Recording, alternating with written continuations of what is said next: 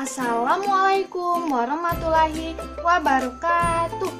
Halo anak-anak hebat, apa kabar? Ibu harap kalian dalam keadaan sehat dan semangat. Oke anak-anak, kali ini kita akan belajar tema 6 subtema 1 tentang sumber energi. Mari kita simak penjelasannya bersama-sama ya. Oke anak-anak, apa itu energi? Energi adalah segala kemampuan untuk melakukan kegiatan atau usaha. Jadi, segala sesuatu yang menghasilkan energi disebut sumber energi. Nah, sumber energi bermacam-macam loh. Yang pertama ada matahari. Oke, betul. Matahari merupakan sumber energi terbesar di bumi ini. Matahari menghasilkan energi panas dan cahaya. Apa saja sih manfaat dari energi matahari? Yang pertama, untuk membantu menghangatkan tubuh, mengeringkan pakaian, mengeringkan bahan makanan, membantu proses pembuatan garam, dan membantu proses fotosintesis. Serta masih banyak manfaat yang lainnya. Anak-anak, apa itu fotosintesis? Fotosintesis merupakan proses membuat makanan sendiri. Nah, melalui proses fotosintesis, tumbuhan akan menghasilkan oksigen. Melalui proses fotosintesis, tumbuhan juga akan menghasilkan makanan yang akan dibutuhkan oleh hewan dan tumbuhan untuk melangsungkan kehidupan. Oke anak-anak, supaya lebih jelas, silakan saksikan video berikut. Proses fotosintesis yang pertama yaitu cahaya mencapai sel-sel daun yang mengandung klorofil. Kemudian klorofil menyerap energi cahaya dan mengubahnya menjadi energi kimia. Kemudian udara yang mengandung karbon dioksida masuk ke dalam daun melalui stomata. Kemudian akar akan menyerap air yang dibutuhkan tanaman untuk proses fotosintesis. Selanjutnya air tersebut akan mengalir dari akar menuju batang, kemudian ke daun. Selanjutnya, molekul air dipecah oleh energi cahaya menjadi oksigen dan hidrogen. Molekul hidrogen bergabung dengan molekul CO2 membentuk glukosa. Hasil fotosintesis berupa glukosa dan oksigen. Nah, anak-anak, sinar matahari juga dimanfaatkan manusia sebagai sumber listrik. Sinar matahari dapat diubah menjadi energi listrik melalui pembangkit listrik tenaga surya atau PLTS. Nah, PLTS terbesar yang ada di Indonesia itu terletak di Karangasem, Bali. Oke anak-anak, sumber energi yang kedua yaitu makanan dan minuman. Siapa di sini yang hobi makan?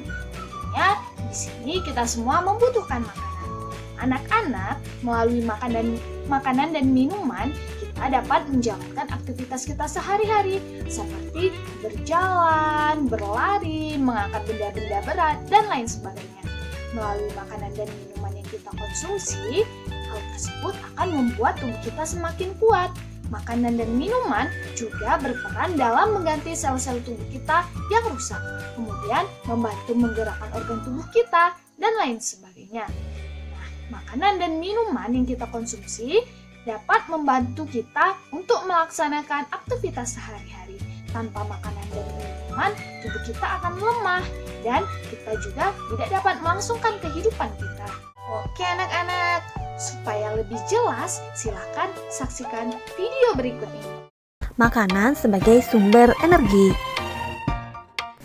Makanan merupakan sumber energi bagi tubuh manusia. Fungsinya untuk berolahraga, belajar, dan melakukan aktivitas lainnya. Kamu membutuhkan makanan sebagai sumber energi. Berikut beberapa kandungan bahan kimia yang terdapat dalam makanan. Dengan asupan makanan yang baik dan cukup, kamu dapat melakukan berbagai aktivitas. Zat makanan yang berperan sebagai sumber energi adalah karbohidrat, protein, dan lemak. Karbohidrat merupakan senyawa kimia yang tersusun atas unsur-unsur karbon. Bahan makanan yang banyak mengandung karbohidrat, misalnya beras, jagung, kentang, gandum, umbi-umbian, dan buah-buahan yang rasanya manis. Karbohidrat berperan sebagai sumber energi. 1 gram karbohidrat setara dengan 4 kilokalori. Protein merupakan senyawa kimia yang mengandung unsur karbon, hidrogen, oksigen, nitrogen, kadang juga mengandung unsur fosfor dan belerang. Bahan makanan yang mengandung banyak protein antara lain yang pertama adalah protein hewani, misalnya daging, ikan, telur, susu, dan keju. Yang keduanya adalah protein nabati, misalnya kacang-kacangan, tahu, tempe, dan gandum. Fungsi protein antara lain sebagai sumber energi, pembangun sel jaringan tubuh, dan pengganti sel tubuh yang rusak. Dan yang ketiga adalah lemak. Lemak merupakan senyawa kimia yang mengandung unsur karbon, hidrogen, dan oksigen. Peran lemak untuk menyediakan energi sebesar 9 kalori per gram, melarutkan vitamin A, D, E, dan K. Juga menyediakan asam lemak esensial bagi tubuh manusia. Lemak mulai dianggap berbahaya bagi kesehatan setelah adanya dilakukan suatu penelitian yang menunjukkan hubungan antara kematian akibat penyakit jantung dengan banyaknya konsumsi lemak dan kadar lemak di dalam darah. Penyakit jantung terjadi apabila pembuluh darah tersumbat atau menyempit karena endapan lemak yang secara bertahap menumpuk di dinding arteri. Bahan makanan yang mengandung banyak lemak antara lain lemak hewani seperti keju, susu, daging, kuning telur, daging sapi, daging kambing, daging ayam, dan daging bebek. Yang keduanya lemak nabati, contohnya kelapa, kemiri, kacang-kacangan, dan buah alpukat.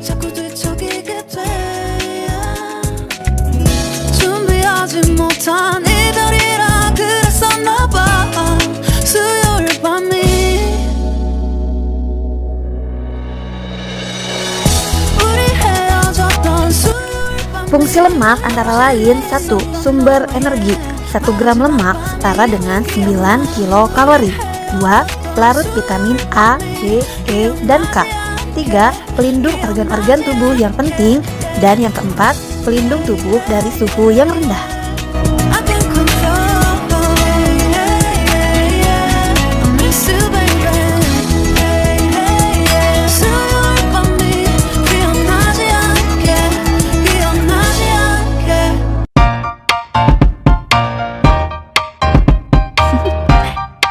Do you want to know?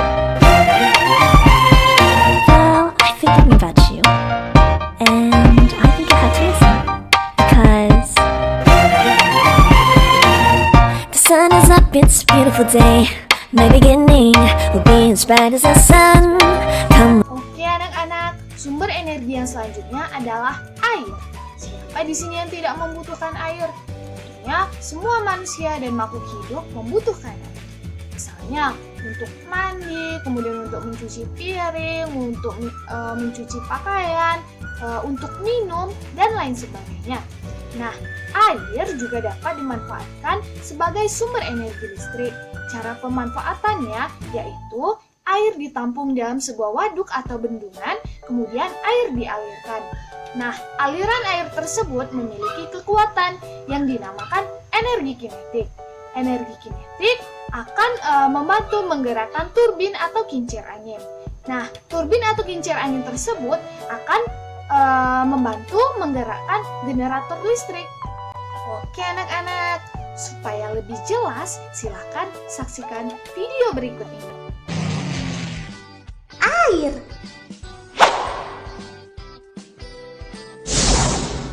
Seperti kita tahu bahwa air mengalir dari tempat yang tinggi ke tempat yang rendah. Gerakan alami air tersebut dapat kita manfaatkan menjadi energi listrik.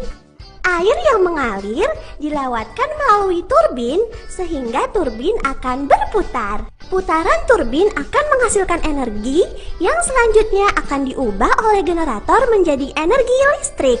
Listrik yang dihasilkan generator akan dialirkan melalui kabel-kabel listrik hingga dapat digunakan untuk kehidupan sehari-hari. Oke anak-anak, sumber energi yang keempat yaitu angin. Nah, angin merupakan udara yang bergerak. Jadi, udara yang bergerak merupakan angin. Angin memiliki energi kinetik. Energi kinetik mampu menggerakkan kincir. Nah, kincir akan membantu menggerakkan generator listrik. Generator listrik akan membangkitkan tenaga listrik. Nah, angin juga banyak manfaatnya loh. Apa saja sih manfaat dari energi angin? Salah satunya, yang pertama, untuk membantu menggerakkan balon gas. Kemudian, untuk membantu menggerakkan balon udara, untuk membantu menggerakkan perahu layar, dan untuk membantu menggerakkan layang-layang. Dan masih banyak manfaat yang lainnya. Oke anak-anak, sumber energi yang terakhir adalah BBM atau bahan bakar minyak. Bahan bakar minyak sangat banyak manfaat dalam kehidupan kita sehari-hari. BBM tersebut berasal dari fosil hewan. Apa itu fosil hewan? Fosil hewan adalah hewan yang sudah mati dan terkubur di dalam tanah selama jutaan tahun lalu. Anak-anak, pernahkah kalian melihat kendaraan bermotor? Kendaraan bermotor dapat berjalan karena ada sumber energi. Sumber energi tersebut berupa bahan bakar minyak. Nah, apa saja manfaat dari BBM? Salah satunya seperti yang sudah Ibu jelaskan. Pertama, sebagai bahan bakar kendaraan. Kemudian sebagai bahan bakar kompor dan juga sebagai keperluan pabrik untuk menghidupkan mesin-mesin yang ada di pabrik.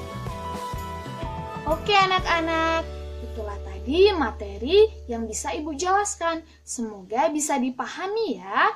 Nah, dari penjelasan Ibu tadi dapat ditarik kesimpulan bahwasanya sumber energi yang ada di muka bumi ini yang pertama ada energi matahari, kemudian ada energi air, kemudian ada energi angin, dan juga sumber energi makanan dan minuman, dan yang terakhir ada bahan bakar minyak.